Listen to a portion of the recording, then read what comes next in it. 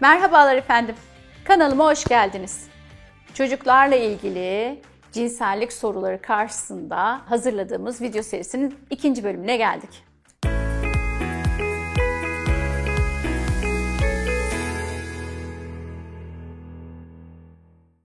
Çocuklar nasıl olduklarını sorduklarında ya da cinsellikle ilgili sorular sorduklarında ebeveynler hepimiz dehşete düşüyoruz. Anne bu ne? Neden burada duruyor? Yani aslında çok cici sorular da sorabiliyorlar. Ya da anneye şunu sorabiliyor. Diyor ki anne Ahmet'in çeşmesi var. Çişini oradan yapıyor. Benim niye yok? Anne bunu duyduğu zaman tabii ki bazen çok şaşırmış bir tepki verebiliyor. Dehşete kapılıyor. Aslında anne açısından baktığımız zaman bu tepkiyi normal veriyor gibi görse de aslında çocuk tarafından böyle algılanmıyor. Çocuk o zaman diyor ki ya annem her zamankinden çok farklı bir tepki verdi. Korktu bu kadın.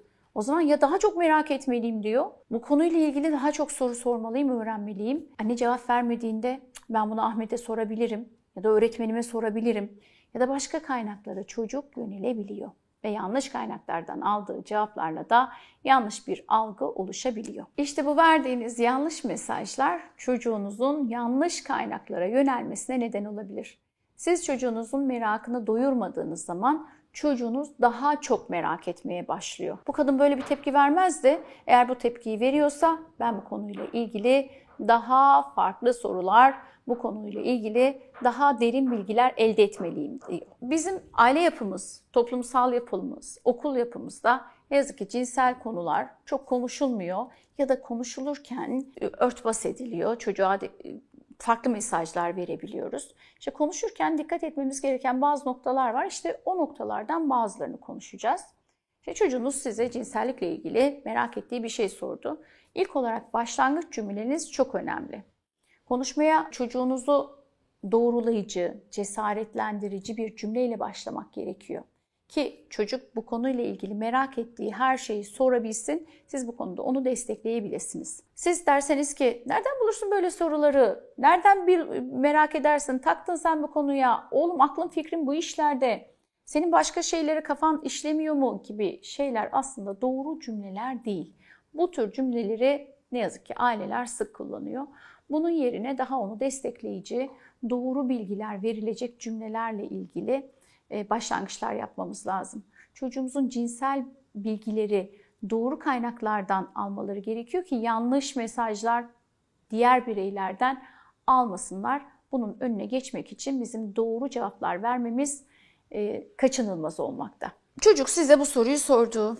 Biliyor musun? Aslında ben de çocukken bunu merak ediyordum gibi bir cümleyle başlayabilirsiniz. Aslında pek çok arkadaşın da bu konuyu merak ediyor olabilir.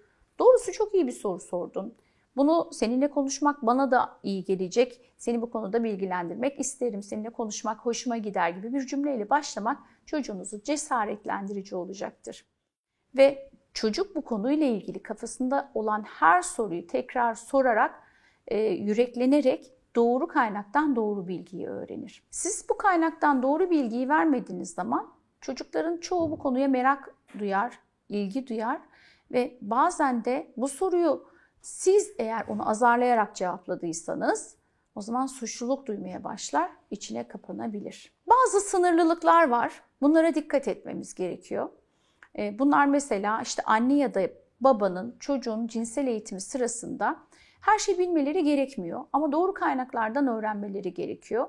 Bazı soruları bilmediği zaman bu sınırlılık noktasında hani her datayı vermeli miyiz? Yaşına uygun nasıl bilgiler vermeliyiz noktasında. Evladım ben de bu konuyu bilmiyorum. Bu konuyu araştırıp sana döneceğim diye bir mesajla çocuğunuzu yönlendirebilirsiniz. Bu durumda da mutlaka uygun bir cevabı öğrenip çocuğa söylemelisiniz. Ancak bu şekilde davrandığınızda çocuğunuza açık olabilirsiniz. Ama bunu çok sık da yapmamak gerekiyor. Çünkü çok sık yaparsanız çocuk kendini geçiştirdiğini düşünür. Ya da araya uzun zaman koymamalısınız cevap vermek için. O zaman sorusunun cevabını başka kaynaklardan çocuklar mutlaka alır. Aldığı yanlış bilgi de çocuğunuzu ne yazık ki olumsuz etkiler. Anne ve baba olarak bu konulardaki eğitim için mutlaka doğru kaynaklardan doğru bilgileri alarak çocuğunuzun yaşına uygun cevaplar vermelisiniz. Anne ve babanın kendi beden sınırlılıkları vardır. Yani çocuk anne ve babanın bedeninde öğrenmek istediği şeyleri dokunarak, görerek öğrenmelerini istemiyoruz. Yani annenin ya da babanın bedeninde cinsel bölgelere dokunması, sınırsızca temas etmesi, görmesi çok doğru değil. Anne ve baba olarak siz bu mahremiyeti verdiğiniz zaman herkesin kendi bedeni kendine özeldir, kendine aittir. O zaman çocuk da bu bilince kavuşur. Ve kendi mahrem alanlarını herkese göstermemek noktasında da çocuğunuz daha özgüvenli olur. Sınırlarını bilir ve ona gelecek bir taciz ya da travmanın önüne geçmiş olursunuz. Bundan dolayı da kendi bedeninizi göstermeyin, kendi bedeninize dokunmasına izin vermeyin, özellikle cinsel bedenlere. Aynı zamanda onun kendi beden bölgelerinin, özel bölgelerinin, işte göğüsler, kalçalar, genital bölgesi gibi alanların ona ait olduğunu, mahrem olduğunu, gösterilmeyeceği düşüncesini de mutlaka aşılamanız gerekiyor. Ama dediğim gibi bunu söylemekten ziyade yaşatmanız ve yaşamanız önemli. Geldik diğer bir konuya. Şimdi çocuğumuzla cinsellikle ilgili şeyleri konuşurken ortam çok önemli. İyi bir ortam seçmek lazım. Rahat olmalı ortam, sakin bir ortam olmalı. Özellikle cinsellikle ilgili konuları çocukta sokakta konuşmamalısınız. İşte çocuklarla ilgili öğretmenseniz yemekhanede konuşmamalısınız. Daha gürültülü olmayan, kalabalık olmayan, çocukların dikkatinin dağılmayacağı, sizi duyup dikkatini odaklayabileceği, işte çevreden çekindiği için bazı şeyleri sormayacağı ya da sizin utanacağınız ortamlarda bu konuları konuşmamalısınız. O zaman çocuk diyelim ki bunu yaptınız, cinsel konulardan utanacak, özür dileyecek, suçluluk hissedecek, savunma mekanizmaları geliştirecek ve utanılacak bir konu olarak algılayacak, savunulacak bir konu olarak algılayacak ve hep öyle o algıyla da ne yazık ki devam etmek zorunda, hayat boyunca kalabilir. Günlük yaşamdaki doğal ses tonunuzla gürültüsüz, sakin bir mekanda konuşma yapmalısınız. Bu konuşmayı yaparken de yüz ifadeniz çok önemli. Şimdi ortamı konuştuk. Nasıl konuşacağımızı konuştuk. Destekleyecek, cesaretlendirecek şekilde. Yüz ifademiz de önemli. Diyelim ki normalde çok hızlı konuşan bir bireyseniz, cinsel konular konuşulduğunda, çok yavaş konuştuğunuzda çocuk burada şunu diyor. Ya annem normalde çok hızlı konuşurdu, çok yavaşladı. Bu konuda tuhaflık var. Orada bir hisse girer. Ya da çocuğun sorduğu bir soru karşısında dehşet bir ifadeyle, şok ve şaşırmış bir ifadeyle kaldığınız zaman, rahatsız olmuş bir ifade gösterdiğiniz zaman çocuk şunu düşünüyor. Diyor ki hayır, bu konular konuşulmaz. Anneyle konuşulmaz, babayla konuşulmaz. Ve tekrar size soru sormayacak. O soruların cevabını yanlış kaynaklarda arayacak. Onun için daha doğal yüz ifadenizle normalde nasıl konuşuyorsanız o şekilde konuşmanız gerekiyor. Ne çok hızlı ne çok yavaş, onların anlayacağı yumuşak bir ifadeyle konuşmamız gerekiyor. Ama burada tabii ki sizin normal görüntünüz neyse. Diyelim ki hızlı konuşuyorsanız hızlı, yavaş konuşuyorsanız yavaş. Yüz ifademizin dışında bir de beden dilimiz de önemli. Hani gergin olmamamız gerekiyor. Çocukların anlayabilmesi için üstten değil, daha onların seviyesine inerek, göz teması kurarak, göz hizalarında konuşmamız gerekiyor. Konuşurken işte bir şey yazmak, camdan bakmak, başka bir şeyle oyalanmak çocuklarda ilgilenmiyormuş gibi bir hava vereceğinden doğru bir yaklaşım değil. Bir de her zaman yaptığınız ifadelerin dışında çok fazla el kol hareketi yapıyorsanız çocuk da yine bu konu kötüdür mesajı algılayabilir. Normal zamanda neyseniz o beden dilinde olmaya çalışın. Konuşma hızında da bir eğitimci gibi konuşmayın. Doğal anne baba nasıl konuşuyorsa o şekilde bilgi verin. Örneğin çok yavaş konuşan bir anne cinsel konular konuşulduğu zaman böyle hızlı hızlı çabucak bitirip konuşmaya çalışıyorsa çocuğun bu dikkatini çeker. Çocuk da bu konuda bir farklılık olduğunu hisseder. Ya da anne böyle hı filan böyle gibi böyle duraklıyorsa yine çocukta yanlış bir mesaj olabilir. Onun için de doğal ses tonunuzda konuşmanızı tavsiye ediyorum. Cinsel terminoloji ile ilgili yani nasıl bilgi vermeliyiz? Aslında bu toplumdan topluma farklı konuşulan bir konu. Toplumun kültürel seviyesi neyse ona göre konuşmak gerekiyor. Aslında doğrusu cinsel organların tıbbi terminolojiyle konuşulması. Yani pipi yerine o bedenin ismi tıbbi olarak neyse penis de penis demek lazım. Ama toplumun hazır bulunuşluğuna göre bu değişkenlik gösterebilir. Bu durumlarda da o toplumun kullandığı sözcükleri kullanmak gerekiyor. Çünkü çocuk böyle bir penis ifadesiyle toplum içerisinde konuştuğunda bunu diğer çocuklar ve veliler yanlış anlayıp yargılayabilirler. Peki bunu nasıl aşacağız? Aslında buna bizim gibi tıp ilmiyle uğraşan, devletin bu birimlerle ilgili eğitim planlaması yapıldığı zaman o zaman doğru bir terminolojiye ulaşacağız.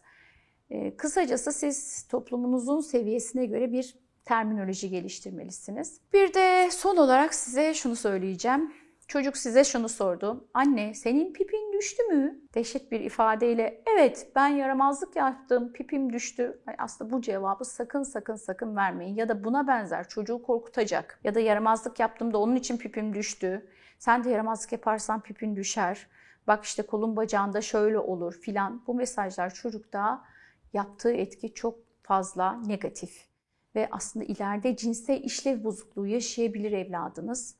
Ya kızınız ya oğlunuz. İşte ben yaramazlık yaptım, pipim kesildi, onun için kadın oldum diye kızınıza söylerseniz çocuğunuz hep böyle bir eksik yarım kalmışlıkla kalır.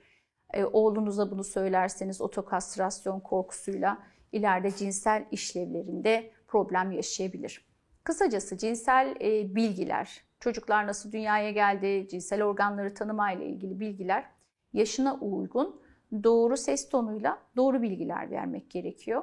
Bunu sizin anlatmanız gerekmiyor. Yani çocuğuma işte artık vakti geldi ben oturayım anlatayım demeyin. Çocuğunuz sorduğu zaman cevaplayın ve sadece sorduğu soruyu cevaplayın. Daha fazla detaya girmek çocuğun hem kafasının karmaşasına neden olur hem de bilmesi gerekenden daha fazla bilgi ona zarar verebilir. Nasıl dünyaya geldik sorusunu babayla biz yan yana uyuyoruz ve çocuk sahibi olmaya karar verdiğimizde sizin olmanıza karar verdik ve dünyaya geldiniz. Leylekler getirdi, işte penis vajinaya girdi, böyle oldu. Bu tür iki uçtaki soru doğru sorular değildir. Yani bir leylek getirmiyor tabii ki. Çocuk hep leylek bakacak, acaba kardeşim gelecek mi diye. Ya da işte cinsel organların isimlerini vererek çocuğunuza anlatmanız da tabii ki doğru değil. Daha büyük yaşlara geldikleri zaman ergenlik döneminde doğru kaynaklardan psikologlar eşliğinde çocukların cinsellikle ilgili ilk bilgileri almaları ve evlenme çağına geldiklerinde de cinsel danışmanlık almaları en sağlıklı olanıdır. Velhasılı sevgili anne babalar, çocuklarınız büyüyorlar, büyürken de merak ediyorlar ve çevresini anlamlandırmak için merak ediyor, zihinsel gelişme kapasitesi için ve dil gelişimi için sorulardan bıkmadan, usanmadan, yorulmadan, hoşgörülü cevaplamanız gerekiyor. Uygun ortam değildir, uygun koşullarda değilsinizdir. Sus artık, yeter filan demek yerine şu anda şu işte meşgulüm, seninle beraber bu konuyu şu akşam şu saatte konuşabiliriz deyip ve bunu ertelemeden çocuğunuzun sorusunu cevaplayıp hatta daha fazla soru sormasını destekleyerek cevaplar vermeniz çocuk için en doğru yaklaşımdır. Evet efendim, bir videonun daha sonuna geldik. Bir sonraki videoda görüşmek dileğiyle. Kanalıma abone olmayı, bildirimlerden haberdar olmak için zil sesine tıklamayı unutmayın. Görüşmek dileğiyle, sevgiler diliyorum.